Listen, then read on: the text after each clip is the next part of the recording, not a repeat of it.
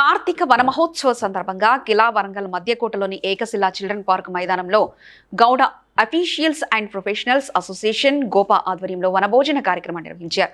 ముఖ్య అతిథిగా హాజరైన మంత్రి కొండా సురేఖ మాట్లాడుతూ గీత కార్మికులు ప్రమాదాల బారిన పడకుండా ప్రభుత్వం ప్రత్యేక కిట్లు పంపిణీ చేస్తుందని చెప్పారు.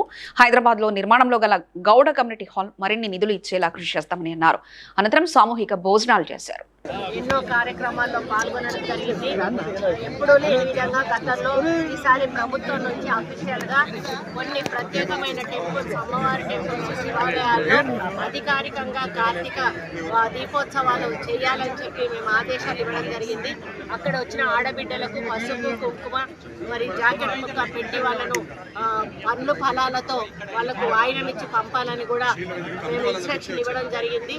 ఆ విధంగా మేము అదేవిధంగా గౌడ సంఘానికి సంబంధించినటువంటి కుల బాంధవులు కూడా పెద్ద ఎత్తున కార్తీక వనభోజన మహోత్సవాలను వాళ్ళు ఏర్పాటు చేసుకోవడంతో వాళ్ళు ఆహ్వానించిన ఆహ్వానం మేరకు ఇక్కడ పార్టిసిపేట్ అవ్వడం జరిగింది.